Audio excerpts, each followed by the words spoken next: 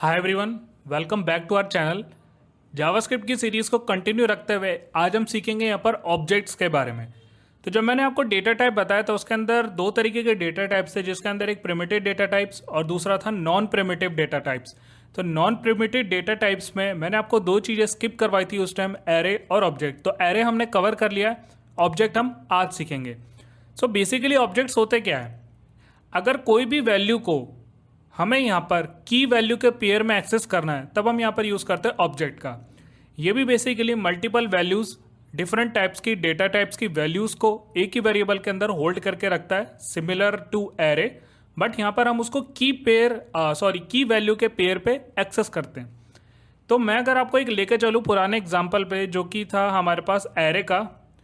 तो एरे के अंदर आपने देखा होगा कि इस तरीके की हमारे पास एक एरे होती है, और इस एरे को जब हम एक्सेस करते हैं तो हम यहाँ पर कैसे करते हैं, उस एरे का नाम और उसके अंदर उसकी इंडेक्स वैल्यू, कौन से इंडेक्स पे हम यहाँ पर इसको एक्सेस करना चाहते हैं।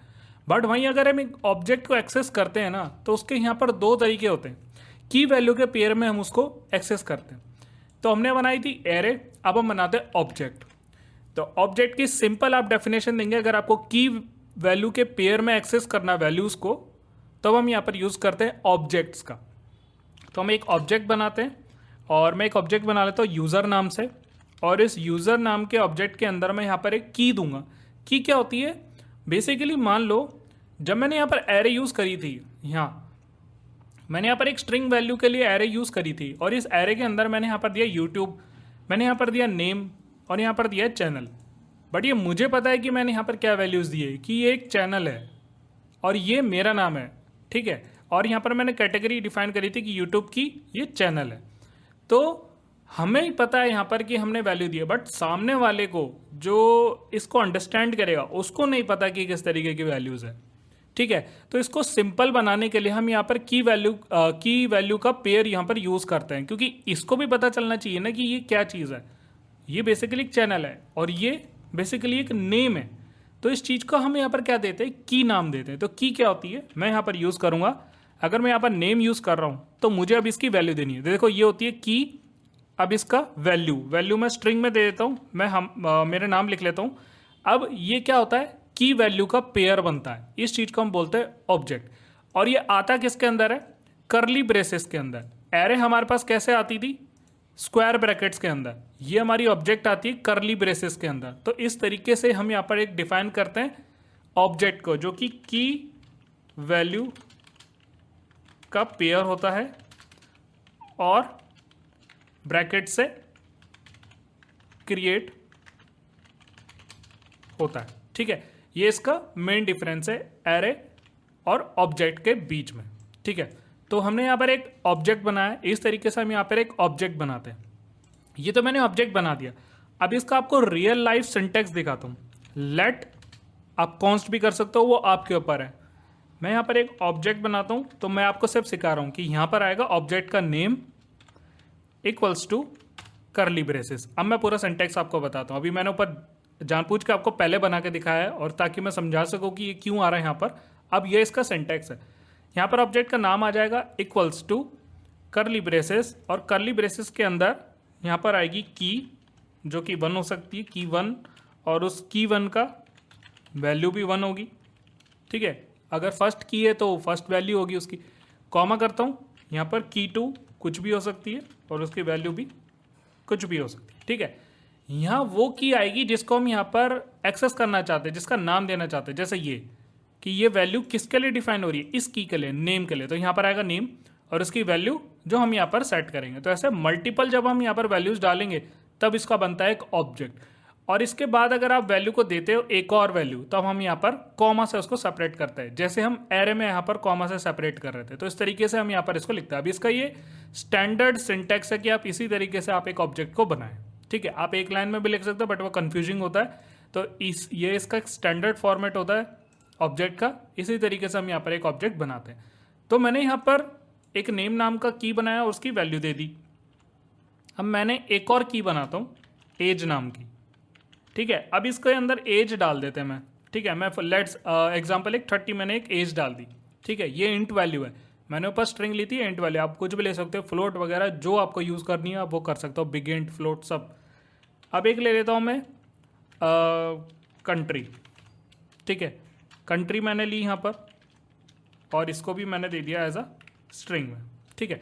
देखो मैंने 3 वैल्यूज़ ले लिए, तो ये आपको पता चल चुका है सिंटेक्स है। अब आपको पता चल ही चुका है तो इसका सिंटेक्स को मैं ऊपर शिफ्ट कर देता हूँ। ये बेसिकली इसका सिंटेक्स है, ठीक है।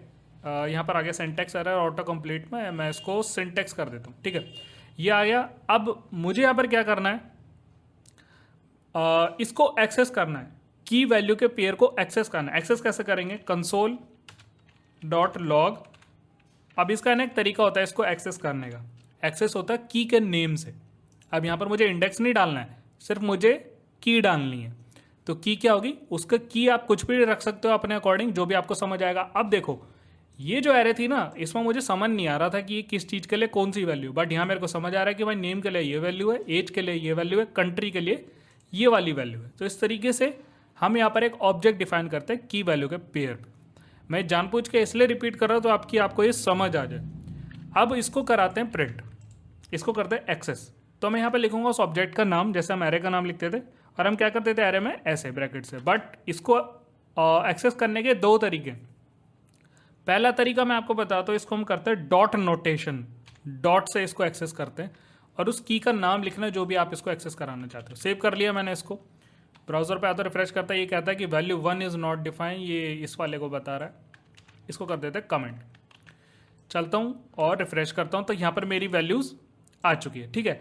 अब ऐसे ही मैं यहाँ पर कंसोल डॉट लॉग एज करता हूँ, एज आ चुकी है, कॉपी करता हूँ और कंट्री को भी यहाँ पर पेस्ट कर देता हूँ, ठीक है। चलता हूँ ब्राउज़र पे, ये वाला ब्राउज़र नहीं, मैं चलता हूँ ब्राउज़र पे, रिफ्रेश करता हूँ तो तीनों चीज़ें मेरे पास एक्सेस हो रही है। तो इस तरीके से एक ऑब्जेक्ट बनाया जाता है की वैल्यू का पेयर में और उसकी वैल्यू को एक्सेस किया जाता है।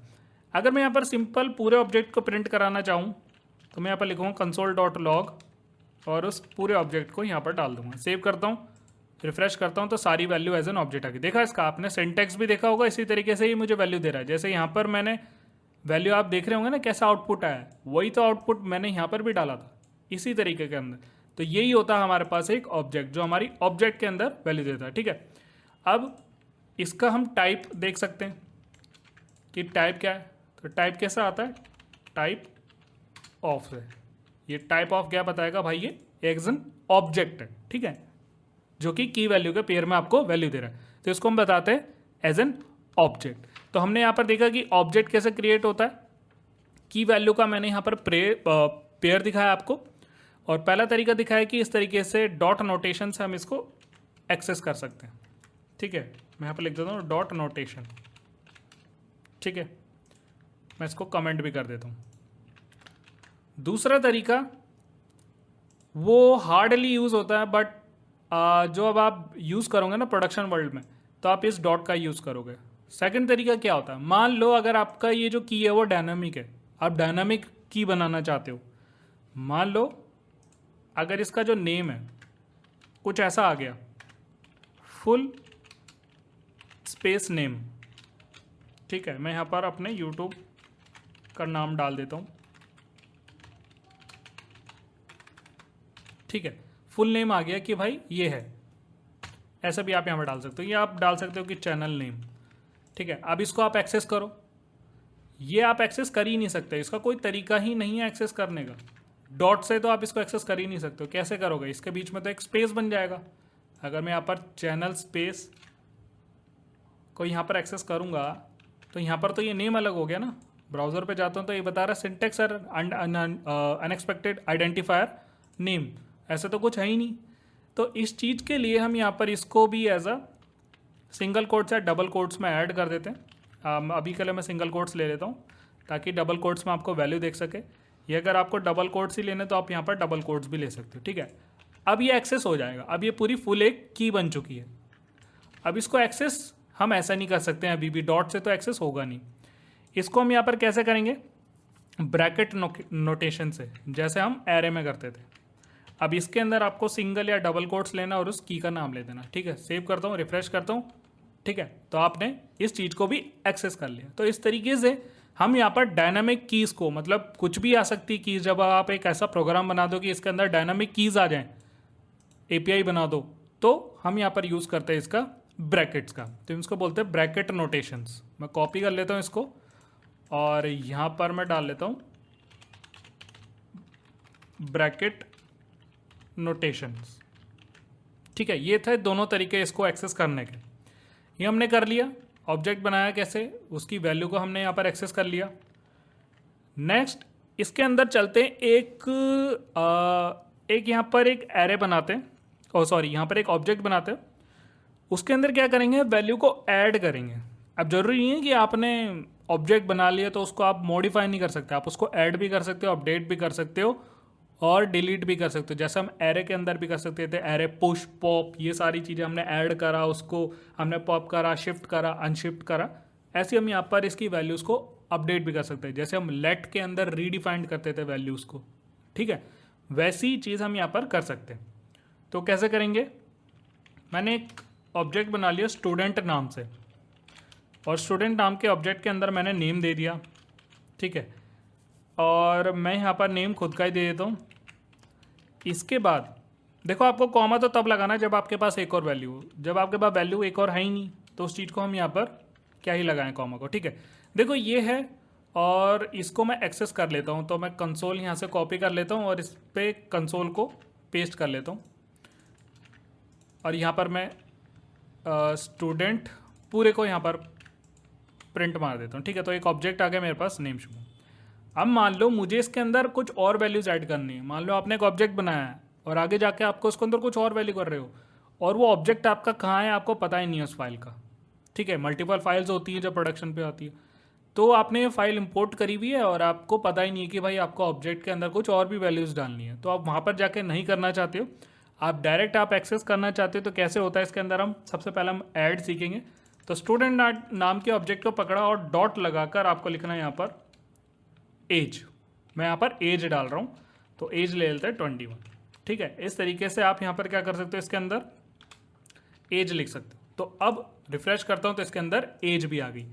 तो ये तरीका क्या कर दिया मैंने, इसको ऐड कर दिया, इसके अंदर कुछ ऑब्जेक्ट की एक की और वैल्यू को ऐड कर दिया। अब यहीं इसको मैं अपडेट कराना चाहूँ तो क्या करूँगा, इसी को पूरे को कॉपी कर लूँगा और इस एज को मैं 25 कर देता हूँ, और इस चीज़ को हम यहाँ पर बोलेंगे अपडेट। चलता हूँ, अभी देखो 21 है, रिफ्रेश करता हूँ तो 25 हो गई। तो हमने ऐड कर लिया, अपडेट कर लिया। इस तरीके से हम यहाँ पर ऐड अपडेट चला रहे हैं ऑपरेशंस। अब दूसरा ऑपरेशन, तीसरा ऑपरेशन कि इसको मैं डिलीट करना चाहता हूँ। तो डिलीट के अंदर तो ना तो ऐड होगी वैल्यू और ना ही अपडेट होगी, सिर्फ क्या होगा, ये की यहाँ पर हम डिलीट करेंगे। तो मैं यहाँ पर लिखूंगा डिलीट, ये प्रीडिफाइन कीवर्ड है, आपको ऐसे ही लिखना है, delete student dot age. Save करता हूँ, रिफ्रेश करता हूँ, वो हट गई। इस तरीके से हम यहाँ पर इसका क्रड कर रहे हैं, क्रिएट रीड अपडेट डिलीट। ठीक है, इस तरीके से मैंने यहाँ पर इसको कर दिया इसको। अब कुछ और चीज़ है इसके अंदर, मैं चाहता हूँ कि एक ऐसा तरीका बना दूँ कि भाई मैंने अगर एज को डाल दी है ना, इसके बाद इसके अंदर कोई चीज़ कुछ कर ही ना पाए। ठीक है, आगे ना तो कोई एक और की वैल्यू डाल सके, ना मेरी वैल्यू को अपडेट कर सके। ठीक है, तो इसके लिए मैं यहाँ पर क्या चीज़ यूज़ करूँगा, जो ऑब्जेक्ट होगा ना उसको मैं यहाँ पर क्या कर दूँगा, डॉट फ्रीज लगा दूँगा। मेरे पास एक ऑलरेडी एक फंक्शन है, ठीक है, फ्रीज। अभी फ्रीज के अंदर मैंने यहाँ पर गलत लिख दिया, फ्रीज के ब्रैकेट के अंदर वो ऑब्जेक्ट आएगा जिसको हमें फ्रीज करना है। और ये जो ऑब्जेक्ट है ना, ये खुद का तो ऑब्जेक्ट है ही, जैसे हमने आज तक एक फंक्शन यूज़ करते आ रहे थे, जैसे एरे खुद का एक ऑब्जेक्ट था, तो हम ऑब्जेक्ट डॉट फ्रीज नाम का एक मेथड यूज़ करेंगे। अब इसके आगे ना तो कुछ अपडेट होगा और ना ही डिलीट होगा और ना ही ऐड होगा। तो 21 अगर मैंने ऊपर डाल दिए तो 21 की 21 यहाँ पर वापस आ चुकी है। इसकी बाद की चीज़ें यहाँ से कुछ परफॉर्म नहीं होगा, इसके बाद कुछ परफॉर्म नहीं होगा। ठीक है, ये आप मान लो, ये इस चीज़ के लिए मैंने यहाँ पर यूज़ करा फ्रीज, ये अभी यहाँ पर फ्रीज हो गया। अब एक चीज़ और दिखाता हूँ आपको, आप चाहते हो कि आपकी वैल्यू ऐड ना कर सके कोई, डिलीट ना कर सके कोई, सिर्फ अपडेट हो जाए। आगे मान लो कोई ऐसा फॉर्मूला है जिसकी हर दिन वैल्यू बदलती है, कुछ ऐसा फॉर्मूला है, तो नए नए फॉर्मूले का की ना बदले, उसकी वैल्यू डिलीट ना हो, सिर्फ अपडेट हो। तो अपडेट के लिए हम यहाँ पर क्या करते हैं, इसी पूरे को कॉपी करूँगा ऑब्जेक्ट डॉट फ्रीज, और यहाँ पर एक फंक्शन आता है सील, इसको सील कर दो यहाँ पर। ठीक है, अब मैंने यहाँ पर फ्रीज लगा दिया है, तो उसके बाद तो ये काम करेगा नहीं, तो इसको कमेंट कर देते हैं। मैं इसको कर देता हूँ सील, इसमें सिर्फ अपडेट होगा। मैं यहाँ पर पहले ही इसलिए बता दिया कि आपको डिफरेंस पता चले, इसमें सिर्फ अपडेट होगा ये स्टूडेंट। तो 21 की वैल्यू 25 हो जाएगी बट डिलीट नहीं होगा। सेव करता हूँ, रिफ्रेश करता हूँ, तो वैल्यू 25 होगी बट डिलीट नहीं हुआ। ठीक है, इस तरीके से हम यहाँ पर क्या कर सकते हैं, वैल्यूज़ बना सकते हैं। अगर मैं यहाँ पर एज की जगह मैं यहाँ पर डाल देता हूँ सिटी, और मैं इस सिटी के अंदर डाल दूँ दिल्ली, तो देखते हैं क्या होता है। सेव करता हूँ, रिफ्रेश करता हूँ, तो देखो दिल्ली भी इसके अंदर नहीं आया। क्यों नहीं आया, मैंने आपको बताया था कि इसके अंदर ना तो ऐड होगा ना डिलीट होगा, सिर्फ एक वैल्यू अपडेट होगी। ठीक है, तो ये इसका एक मेन डिफरेंस है सील का और फ्रीज का। तो ये आपने दो बड़े मेथड सीखे इसके अंदर, ये ज़रूर पूछे जाते हैं आपसे इंटरव्यू में। अब ज़रूरी नहीं है ना कि आप इसके अंदर ऑब्जेक्ट की वैल्यू का पेयर ही बनाओ, आप की तो बनाओगे, एक नॉर्मल वैल्यू भी दोगे, आप एक फंक्शन भी क्रिएट कर सकते हो की देके। देखो फंक्शन मैंने आपको पढ़ाया नहीं है, इसलिए मैं आपको बोलूँगा कि आप सिर्फ देख लो कि ऑब्जेक्ट के अंदर फंक्शन को मैं कैसे डिफाइन कर रहा हूँ। मैंने आपसे पहले बोलता कि आप फंक्शन छोड़ दो कि कैसे बन रहा है, वो तो आगे आएगा। फंक्शन को भी मैं इसके अंदर बना सकता हूँ, वो आप देखना। तो मैं एक बना देता हूँ ग्रीट नाम से फंक्शन। ज़्यादातर हम ग्रीट बनाते हैं कि किसी को ग्रीटिंग्स देते हैं, यहाँ पर आप ग्रीटिंग्स डाल सकते हो, कोई इशू नहीं है। अब इस ग्रीटिंग्स नाम की के अंदर मैं एक फंक्शन बना लेता हूँ। देखो रेड हो गया, ठीक है, मैंने एक फंक्शन बना लिया, और ये फंक्शन क्या कर रहा है, ये बेसिकली ग्रीट कर रहा है। ग्रीट के अंदर आप कुछ भी डाल सकते हो। कंसोल को मैंने कॉपी करा, पेस्ट करा, और इसके अंदर डाल देता हूँ हेलो, ये मैंने खुद से डाला है। ठीक है, इसको डबल कोट्स में लेते हैं क्योंकि स्ट्रिंग है। अब इसके साथ मैं इसको कुछ कॉन्कैटिनेट करना चाहता हूँ, तो स्पेस देके या तो आप प्लस लगा दो, आपका वेरिएबल आ जाएगा, या आप कॉमा लगा दो, जो कि मैंने आपको स्टार्टिंग में बताया गया बेसिक्स। इस नेम को उठा के मैं यहाँ पर डाल देता हूँ। ठीक है, नेम को उठा कर मैंने यहाँ पर डाल दिया। सेव करता हूँ, रिफ्रेश करता हूँ, तो देखो ग्रीटिंग्स में आ रहा है यहाँ पर एफ। देखो ये चीज़ बता रहा है एफ कि भाई ये ग्रीटिंग्स में एक फंक्शन है। ठीक है, ये तो आपका नॉर्मल ऑब्जेक्ट की पेयर की वैल्यू, बट ये ग्रीटिंग्स एक एफ है, मतलब एक फंक्शन है। तो आप इसको डायरेक्ट ऐसे नहीं चलाओगे। ठीक है, मतलब ऐसे तो आपने चला ही लिया उसको, बट वो खुद का फंक्शन ऐसे नहीं चलता है। फंक्शन को चलाने के लिए ना ब्रैकेट्स का यूज़ करना पड़ता है। तो मैं एक अलग से ले लेता हूँ, यहाँ पर कंसोल नहीं करूँगा क्योंकि कंसोल तो उसके अंदर वो चलेगा ही। स्टूडेंट नाम का एक ऑब्जेक्ट है। ठीक है, ये मैंने ऑब्जेक्टिव बना रखा स्टूडेंट नाम का, उसके अंदर क्या है, ग्रीटिंग्स नाम का फंक्शन है, और आपको इसको ब्रैकेट्स लगाना है, राउंड ब्रेसेस। तो फंक्शन इसी से ही चलता है। रिफ्रेश करता हूँ तो देखो हेलो इसने लिखा है। ठीक है, आई होप आपको समझ आ रहा होगा कि हेलो लिखा है, बट यहाँ पर क्या हुआ कि इसने नेम नहीं लिखा। ठीक है, नेम तो इसने लिखा ही नहीं। अब कॉन्केटिनेट का दूसरा तरीका देखते हैं कि भाई ये प्लस से नेम लाता है। मैं रिफ्रेश करता हूँ, ये प्लस से भी नेम नहीं लाता है। ठीक है, अब इसमें क्या दिक्कत आई है कि जब मैंने कॉमा यूज़ करा तो भी नहीं आया, प्लस यूज़ करा तो भी इसने नहीं दिया। करना क्या है, कॉमा और प्लस तो दोनों चलेगा, मैं कॉमा से भी दिखा देता हूँ। ठीक है, बट मैंने यहाँ पर क्या करा है, एक की को एक्सेस करना चाह रहा हूँ मैं इसके अंदर। तो की को एक्सेस जब मैं करूँगा तो कैसे एक्सेस करूँगा, जब जैसे हम यहाँ पर कर रहे थे, कहाँ गए हम, यूज़र डॉट नेम, तो स्टूडेंट डॉट नेम, इस तरीके से ये एक्सेस होगा। रिफ्रेश करता हूँ तो मेरा नाम यहाँ पर आ चुका है। उस फंक्शन ने इसको डायरेक्ट ही चला दिया, इसको कंसोल करने की जरूरत ही नहीं, क्योंकि कंसोल था मैंने इसी के अंदर डाल दिया। फंक्शन चलाना था तो उस ऑब्जेक्ट का मुझे फंक्शन चलाना, और फंक्शन चलाने के लिए मुझे राउंड ब्रेसेस का यूज़ करना पड़ता है उसकी की के आगे, क्योंकि ये फंक्शन। एक तरीका ये कॉमा, दूसरा प्लस, कॉन्कैटिनेट भी करोगे तो भी है। अब तीसरी चीज़ है, इंपॉर्टेंट है, उसको हम यहाँ पर क्या बोलते हैं, कॉमा लगा सकते हो, प्लस लिख सकते हो, कोई इशू नहीं है। इस स्टूडेंट की जगह आप कितनी बार स्टूडेंट लिखोगे। ठीक है, बहुत सारा ऐसा आएगा कि आपको बार बार लिखना पड़ेगा। ठीक है, तो उस चीज़ के लिए हम यहाँ पर यूज़ करते हैं दिस कीवर्ड का। ये आपने कहीं प्रोग्रामिंग में सुना होगा this keyword.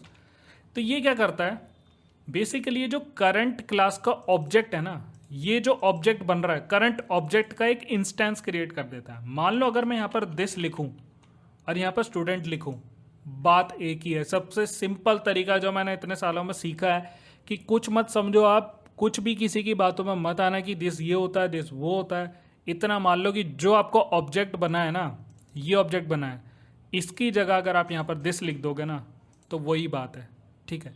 This basically current object का इंस्टेंस है, मतलब इसकी कॉपी बना लो आप, ये स्टूडेंट की कॉपी है ये दिस। ये इसका सबसे सिंपल तरीका है, बहुत सारे आपको अलग अलग बताएंगे, ये आप इसको मान लेना। दिस डॉट नेम लिखोगे तो भी ये एक्सेस हो जाएगा, ठीक है। ये था दिस कीवर्ड, सबसे सिंपल है दिस कीवर्ड, ऐसा आपको दिस कीवर्ड नहीं मिलेगा कहीं, ठीक है। तो हमने यहाँ पर एक्सेस कर लिया, प्लस कॉमा दिस, हमने यहाँ पर सारा एक्सेस कर लिया इस चीज़ को। अब देखो यहाँ पर क्या होगा, एक नेस्टेड ऑब्जेक्ट्स भी होता है। हमने काफ़ी सारी चीज़ें बना ली हैं, तो अब इन चीज़ों को कर देते कमेंट। अब मैं एक चीज़ और बोलना चाहूँगा, जितने भी मैं यहाँ पर कोड लिख रहा हूँ ना, ये सारे मैं गिट पे पुश करूँगा और हर एक ट्यूटोरियल के अंदर आपको गिट का लिंक तो मिलेगा। जब भी आप एक ट्यूटोरियल को कंप्लीट कर लोगे, आप गिट को पुल मार लेना, जब वो वीडियो कंप्लीट हो जाएगी ना, वो आपको पुल मिल जाएगा और आपके पास वो कोड आ जाएगा। मैं गिट का लिंक दे दूंगा और आप उससे वहाँ से पुल ले सकते हो उसका, ठीक है। अब आप बोलोगे कि गिट अभी हमें यहाँ पर यूज़ करना नहीं आया, तो आप कमेंट सेक्शन के अंदर डाल देना है कि गिट का एक छोटा सा वीडियो बता दो, 45 मिनट 40 मिनट का, मैं आपके लिए वो बना दूंगा। आप गिट में मास्टर हो जाओगे, जाते के जाते जब आप जॉब लगोगे ना, अपने रिज्यूमे में डालोगे कि मुझे यहाँ पर गिट और गिटहब चलाना आता है, मैनेज करना आता है, वर्जन कंट्रोलिंग आती है, पूरा सिखा दूंगा उसके अंदर, ठीक है। बट आपको कमेंट करना पड़ेगा उस चीज़ के लिए, ताकि मुझे पता चले कि ये नेसेसरी है आप लोगों के लिए या नहीं है। तो अब हम चलते हैं नेस्टेड ऑब्जेक्ट बनाते हैं।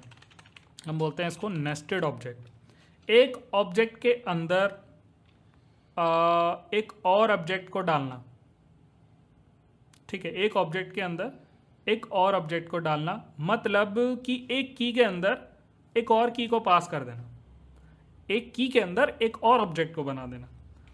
मैं यहाँ पर बना देता हूँ लेट ऑब्जेक्ट नाम से हम कुछ भी दे देते हैं, तो मैं यहाँ पर दे देता हूँ एक कार नाम से, कार्स नाम से एक मैंने एक ऑब्जेक्ट बना लिया, ठीक है। अब इसके अंदर या एक एम्प्लॉय नाम से बना लेते हैं, कार्स के लिए फिर थोड़ा डिटेल में जाना पड़ेगा। तो कार्स मैंने एम्प्लॉय नाम से एक ऑब्जेक्ट बना लिया। अब इस एम्प्लॉय का कुछ EMP ID भी होगी, मतलब एम्प्लॉय ID होगी 10, ठीक है, कुछ ऐसा करके मैंने 10 करके मैंने बना लिया, 101 होगी। इस एम्प्लॉय का कुछ नेम भी होगा, ठीक है, एम्प्लॉय का नेम भी मैंने यहाँ पर डाल दिया, ठीक है। बट इस एम्प्लॉय का ना कुछ एड्रेस भी होगा।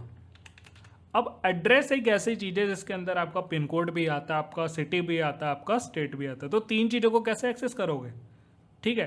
तो इस की के अंदर आप एक और ऑब्जेक्ट बनाओगे। इस की के अंदर आपने एक और ऑब्जेक्ट, ये एक बड़ा ऑब्जेक्ट, इसके अंदर आपने एक की के अंदर एक छोटा ऑब्जेक्ट बना लिया।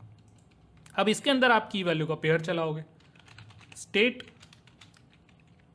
दिल्ली, ठीक है, सिटी न्यू दिल्ली, ठीक है, और इसके अंदर आप डालोगे एक पिन कोड। पिन कोड भी आप कुछ भी डाल सकते हो, कोई इशू नहीं है उसके अंदर, ठीक है। आपने यहाँ पर डाल दिया, ये डाल दिया, ठीक है, कुछ भी डाल सकते हो आप यहाँ पर, मैंने रैंडम ले लिया 98। अब मैंने यहाँ पर पिन कोड डाल दिया, स्टेट डाल दिया, सिटी डाल दी, ठीक है। अब देखो इसको क्या बोलते हैं, नेस्टेड ऑब्जेक्ट। एक ऑब्जेक्ट के अंदर एक की का एक और ऑब्जेक्ट बनाना, ठीक है। सेव करता हूँ इसको। प्रिंट कैसे कराएंगे, कंसोल डॉट लॉग, और इसके अंदर डालूंगा एम्प्लॉय, ठीक है। सेव कराता हूँ और रिफ्रेश करता हूँ, तो देखो देखो इसको थोड़ा सा खोल दिया मैंने। एड्रेस के अंदर खुद का एक ऑब्जेक्ट है, बाकी EMP ID और EMP नेम, वही चीज़ ऊपर है, EMP ID EMP नेम, और एड्रेस के अंदर एक और ऑब्जेक्ट है, ठीक है। आप इसको नीचे क्लिक करोगे तो पूरा ये आपको ओपन करके बता देगा, और उस एड्रेस के अंदर भी एक और ऑब्जेक्ट बना हुआ है की वैल्यूज़ के पेयर में, ठीक है। तो अब मान लो अभी तक तो हमने यहाँ पर सिंपल वैल्यू एक्सेस करी कि भाई मुझे EMP ID चाहिए, तो मैं EMP ID employ dot EMP ID कर लूँगा, ठीक है। तो एड्रेस के अंदर का कैसे होगा, तो एड्रेस के अंदर मैं यहाँ पर ये भी इसलिए छोड़ दे रहा हूँ ताकि कभी कभी ऐसा होता है ना, देखो प्रोग्रामिंग क्या चीज़ है ना, अगर आप एक दूसरे का ट्यूटोरियल देखोगे वो इसी लाइन के अंदर है ना 10 चीज़ें बदलता जाएगा, वो आपको समझ नहीं आएगी। तो आप ये सोचोगे यार ये सब तो बताया, बट मैं ऐसे वाले के अंदर अगर ये वाला भी एक्सेस करना हो तो वो भी सीखना हो, ठीक है। तो इस वजह से मैं इसको हटा नहीं रहा हूँ। तो अब एम्प्लॉय के अंदर डॉट एड्रेस, पूरे एड्रेस को लेते हैं, ठीक है। पूरा एड्रेस आ गया, एम्प्लॉय आईडी भी आ रहा है और हमारे पास पूरा एड्रेस भी आ रहा है। तो ये तो मैं कमेंट कर सकता हूँ यहाँ से, मुझे अभी इसकी ज़रूरत नहीं है। एड्रेस लिया, अब इस एड्रेस के अंदर से पिन कोड एक्सेस करना है, तो इसके आगे डॉट लगा देना, बस कुछ नहीं करना है, इसके आगे डॉट लगा देना। वैल्यूज़ तो एक्सेस करनी है, एम्प्लॉय के अंदर एड्रेस के अंदर पिन कोड। रिफ्रेश करता हूँ, सिर्फ पिन कोड आ गया यहाँ पर, ठीक है। जो आपको करना है, सिटी करना है, सिटी कर लो आप इसके अंदर, ठीक है। तो इस तरीके से हम यहाँ पर नेस्टेड ऑब्जेक्ट बनाते हैं और उसको एक्सेस करते हैं, ठीक है। आई होप इतना आपको समझ आ रहा होगा, ताकि हम आगे इसके अंदर ऑब्जेक्ट थोड़ा और डीपली इसके अंदर जाते हैं, डेप्थ में जाते हैं।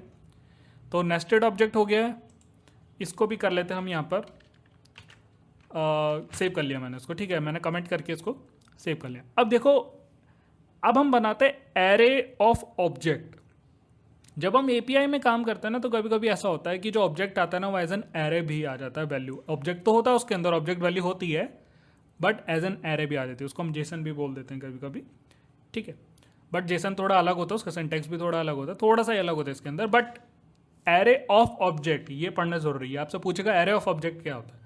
किसी भी ऑब्जेक्ट को एरे में कन्वर्ट कर देना, उसको हम बोलते हैं एरे ऑफ ऑब्जेक्ट, ठीक है। बहुत सिंपल है ये। मैं इसको कर लेता हूँ लेट यूजर्स नाम से मैंने एक बना लिया ऑब्जेक्ट, इक्वल्स टू, हम कैसे देते हैं ऑब्जेक्ट, ऐसे देते हैं। बस इसके आगे आपको है ना एरे लगा देना, ब्रैकेट्स में एरे लगा दो, बन गया आपका एरे ऑफ ऑब्जेक्ट। इसको मैं डाल देता हूँ एरे ऑफ ऑब्जेक्ट, ठीक है। बट ये सिंपल तो है, आपने एरे एज एन ऑब्जेक्ट बना लिया।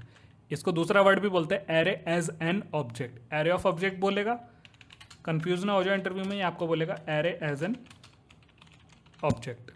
ये इसका दूसरा पूछने का तरीका होता है। अब यहाँ पर मैंने इस ऑब्जेक्ट को एरे बना दिया है, तो असल में ये ऑब्जेक्ट ही, इसको नीचे भी ला सकता हूँ, इसको नीचे भी ला सकता हूँ। इसका खुद का सिंटैक्स यूज़ करते हैं, है ना। ऑब्जेक्ट के अंदर आप क्या करोगे, नेम, नेम मैंने दे दिया, कॉमा, एज, एज इसके अंदर दे दी, ठीक है। कोई इशू अभी तक इसमें तो होगा ही नहीं। अब एक और ऑब्जेक्ट बनाना, अभी तो हमने की के अंदर बनाया था एक और ऑब्जेक्ट, अब आपको एरे का ऑब्जेक्ट बना देना है। मतलब जितने भी ऑब्जेक्ट आएंगे ना, वो एज एन एरे बनेंगे। तो एक एरे मल्टीपल चीज़ें स्टोर करती है, तो मल्टीपल ऑब्जेक्ट भी तो स्टोर कर सकती है। तो कॉमा लगा के एक और ऑब्जेक्ट बना लिया। अभी क्या हो रहा था यहाँ पर, एक की के अंदर एक और ऑब्जेक्ट, तो nested object but array as an object. एक एरे के अंदर मल्टीपल ऑब्जेक्ट, कैसे, सिंपल। यहाँ पर ये देखो, एरे के अंदर कितनी सारी चीज़ें डाल सकते हैं, तो बस उसको एक ऑब्जेक्ट बनाना है। आप ये ऑब्जेक्ट पूरा का पूरा उठा के है ना, इसके अंदर भी डाल सकते हो कॉमा लगा के, ठीक है। वही चीज़ है, बस यहाँ पर एरे के अंदर ऑब्जेक्ट डाल दिया, तो सेम चीज़ हुई। अब मान लो ये क्यों करा मैंने, क्यों दिखाया आपको, क्योंकि डेटाबेस से जब हम फैच करते हैं ना वैल्यूज़, तो ऐसी ही आती है।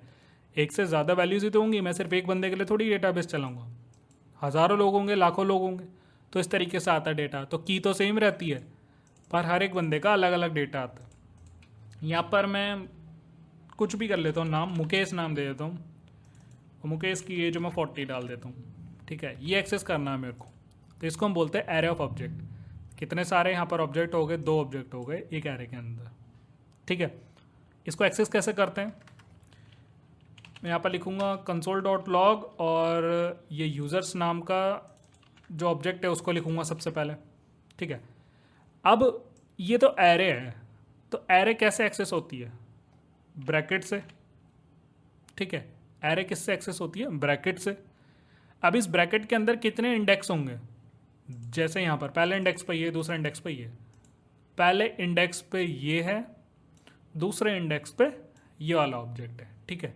तो अगर मुझे मुकेश को एक्सेस करना है तो कैसे करूँगा, ये कौन से इंडेक्स पे, ये फर्स्ट इंडेक्स पे, 0 पे तो ये इंडेक्स पे, तो फर्स्ट इंडेक्स पे मुझे मुकेश की वैल्यू चाहिए, तो डॉट नेम, ठीक है। डॉट नेम लगा के पहले इंडेक्स के एरे पे मुझे ऑब्जेक्ट की वैल्यू दे दो, डॉट नेम लगा के सेव कर दो, रिफ्रेश करता हूँ तो मुकेश आ गया, ठीक है। और अगर मैं 0 पे लाता, 0 इंडेक्स पे लाता, तो 0 इंडेक्स पे ये वाला चलेगा। सेव करता हूँ, रिफ्रेश करता हूँ तो यहाँ पर नेम चेंज हो गया। एज लानी है मेरे को, कॉपी कर लेता हूँ इसको और यहाँ पर डाल दूंगा एज, ठीक है। और अगर दूसरे इंडेक्स की जो कि पहला है इसकी अगर चाहिए तो इस तरीके से हम यहाँ पर एक्सेस कर सकते हैं, ठीक है। इसको हम बोलते हैं एरे ऑफ ऑब्जेक्ट या एरे एज एन ऑब्जेक्ट। तो ये तो था हमारे पास एरे एज एन ऑब्जेक्ट। अब हमने फॉर लूप सीखे थे एरेज के साथ भी, अब ऑब्जेक्ट के साथ भी मैंने जब वो फॉर लूप्स वाली वीडियो बनाई थी उसमें एक दो चीज़ छोड़ी थी। तो मैंने यहाँ पर फॉर ऑफ लूप भी बताया था आपको, फॉर इन लूप बताया था, ठीक है। तो फॉर इन लूप कैसे करते हैं, अब जो स्किप हुए हुए फॉर इन लूप है उसको हम यहाँ पर एक्सेस करेंगे, ठीक है। सिंपली मैं कोई भी वैल्यू ले लेता हूँ, सबसे छोटा है यहाँ पर ऑब्जेक्ट ले लेते हैं। एक छोटा सा बस आपको बताने के लिए, एक सिंपल सा एग्जांपल देने के लिए मैं यहाँ पर इसको कर लेता हूँ, ठीक है। इसी ऑब्जेक्ट को ले लेते हैं यूज़र को, और इस यूज़र के ऑब्जेक्ट को ऊपर से मैं कमेंट कर दूंगा ताकि वो डबल बार एक्सेस ना हो जाए, री इनिशियलाइज ना हो जाए, ठीक है। अब मैं यहाँ पर फॉर इन लूप चलाऊंगा, मैं यहाँ पर लिखूँगा फॉर, ठीक है। मैंने फॉर ऑफ सिखाया था, अब फॉर इन लेट जो भी वेरिएबल है। अब वेरिएबल देखो कैसे आएगा, इसके अंदर आपको समझना पड़ेगा ये क्या है, इसकी की है, ये इसकी की है। तो यहाँ पर लिखना पड़ेगा लेट की, जरूरी नहीं है आपको यहाँ पर यही लिखना है की, आप कुछ भी लिख सकते हो, लेट की। अब आपको for of for in use करना आना चाहिए, तो यहाँ पर आपको लिखना पड़ेगा इन, फॉर लूप बट ये फॉर इन है, ठीक है। यहाँ पर आपको वेरिएबल बनाना है, फॉर लूप फॉर इन। अब जिस वैल्यू के अंदर आपको ये वैल्यू देनी है, मतलब किस ऑब्जेक्ट से आपको ये वैल्यू लेनी है, वो भी आपको यहाँ पर लगाना पड़ेगा। तो आपको यूज़र लिखना है, ठीक है, और कुछ नहीं करना, बस यहाँ पर आपको वो प्रिंट करते हुए जाना है। कैसे, लॉग का यूज़ करेंगे, कंसोल डॉट लॉग, और इसके अंदर अगर आप की प्रिंट कराना चाहते हो तो आप देख सकते हो कि भाई ये की कैसे प्रिंट हो रही है, तो आप की भी प्रिंट करा कर देख सकते हो, ये मर्जी है आपकी। वरना तो हमें यहाँ पर सिर्फ यूज़र की वैल्यू लेनी है। अब इस यूज़र के अंदर से कौन सी वैल्यू लेंगे, देखो की के अंदर ही तो वैल्यू आएगी बार बार रिपीट करके, ये फॉर यही तो काम करता है इसके अंदर, फॉर इन कि इस की के अंदर ये वाली की को चलाता रहता है, इन कीज़ को चलाता रहता है बार बार लूप। पहली बारी में आएगी इसके अंदर वैल्यू नेम, दूसरे वाले के बाद लूप रिपीट होगा तो चैनल नेम, फिर आएगी एज, फिर आएगा कंट्री, ठीक है। इस तरीके से हम यहाँ पर इसको यूज़ करेंगे। की यहाँ पर प्रिंट हुई और इस यूज़र नाम के ऑब्जेक्ट के अंदर मुझे बार बार की तो प्रिंट करानी होती है जब हम यूज़ करते हैं, तो ठीक है। तो ये दूसरा तरीका हो गया इसके अंदर। तो अब यहाँ पर हम डायनामिक कीज़ को प्रिंट कराएंगे, तो कीज़ इस तरीके से आए, क्योंकि ये भी तो डायनामिक ही है इसके अंदर, और आगे जाके हो सकता है कोई भी कीज़ आ जाए। तो कंसोल इसको करा लेते, रिफ्रेश करता हूँ तो सारी वैल्यूज़ मेरे पास यहाँ पर आ चुकी है, name Shubham, channel name, heavy coding, age 30, country India.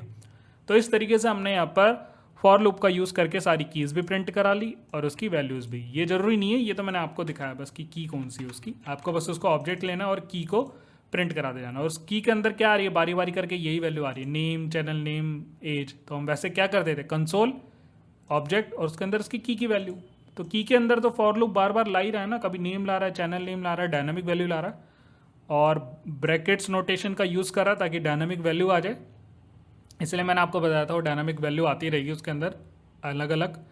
तो की इसके अंदर पास होता जा रहा है और उसकी वैल्यू प्रिंट हो रही है। सेव कर लेता हूँ, तो उसकी वैल्यू आपको प्रिंट करानी है तो वो आप कर सकते हो। की यहाँ पर ज़रूरी नहीं है, बस वो तो मैंने आपको प्रिंट कराने का बताया कि भाई की इसकी ऐसी है, ये अलग लेगा, इसको कॉमा कर लेते हैं और यहाँ पर ऐसा प्रिंट करा लेते हैं कि भाई की आपकी है, की वैल्यू, की वैल्यू, की वैल्यू, ठीक है। पूरा ऑब्जेक्ट ही दिखा देना है तो कॉलन लगा दो, रिफ्रेश करता हूँ तो ऑब्जेक्ट आ गया, ठीक है। तो की लगाई फिर कॉलन लगा दिया, तो ये होता है ऑब्जेक्ट, ठीक है। तो हमने कर लिया यहाँ पर फॉर इन लूप, ठीक है। फॉर इन लूप सीखने के बाद इसी के अंदर कुछ और चीज़ें भी हम सीख लेते हैं। तो मैं यहाँ पर कुछ आपको मेथड्स बता देता हूँ, ज़्यादा कुछ नहीं। अब यहाँ पर कुछ मेथड्स रह गए, जैसे वो पुश पॉप थे वैसे ही हम यहाँ पर ऑब्जेक्ट्स का भी देखेंगे। तो कंसोल डॉट लॉग और ऑब्जेक्ट लिखूँगा, और इस ऑब्जेक्ट के अंदर मुझे सिर्फ कीज़ निकालनी है, तो मैं यहाँ पर लिखूँगा ऑब्जेक्ट डॉट कीज़, ठीक है। इस कीज़ के अंदर मुझे यहाँ पर डाल देना है ब्रैकेट्स, क्योंकि ये मेथड है, फंक्शन है। तो ये क्या करेगा, मुझे की को रिटर्न करके देगा। की को कैसे रिटर्न करके देगा, सिर्फ आपको उस ऑब्जेक्ट को डाल देना और आपकी की को रिटर्न करके देगा। ठीक है, ये इसकी कीज़ है, 4 की है उसके अंदर, 0 इंडेक्स पे, फर्स्ट इंडेक्स पे, सेकंड इंडेक्स पे, थर्ड इंडेक्स पे, लेंथ भी आ गई है, इंडेक्स भी दे दिए और उनकी की वैल्यूज़ भी दे दी। ठीक है, तो की क्या है, नेम, चैनल नेम, एज और कंट्री, ये इनकी कीज़ थी, तो कीज़ भी उसने दे दिया। कॉपी कर लेता हूँ, वैल्यूज़ चाहिए तो आप यहाँ पर लिखोगे वैल्यूज़, तो नेक्स्ट वाले में उसकी वैल्यू दे देगा, की वैल्यू।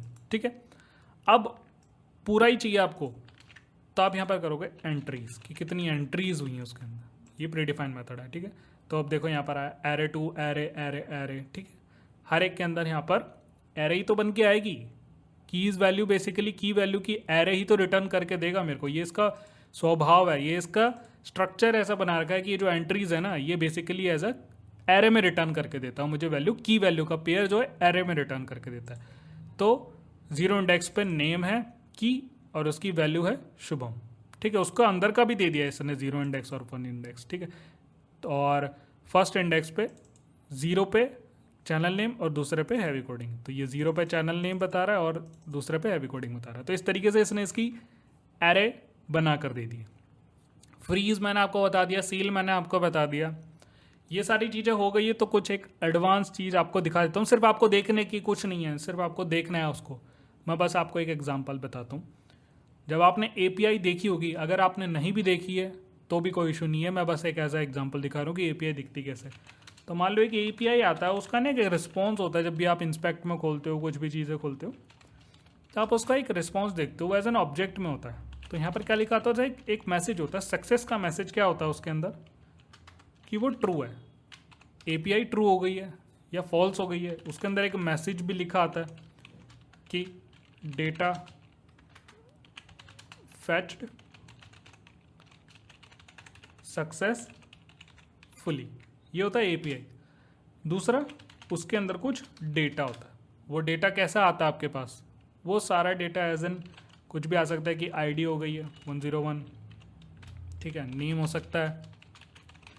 तो ये होता है एक डेटा का सैंपल, एक API डेटा का एक सैंपल है। API अलग अलग तरीके से आप यहाँ पर दिखा सकते हो, बट जब ऑब्जेक्ट ही उसका रिटर्न करता है ना वैल्यूज़ को, तो ऑब्जेक्ट का ही हम यहाँ पर यूज़ करते हैं। तो इस तरीके से आपने देखा होगा, जब भी एक API कॉल होती है तो आप देखोगे कि सक्सेस पर true, message data fact successfully, और डेटा यहाँ पर प्रिंट होकर आता है। तो ये होता है API। जब हम आगे APIs वगैरह करेंगे Node.js में, तो हम यहाँ पर देखेंगे कि APIs किस तरीके से फैच होकर आती है एज एन ऑब्जेक्ट में।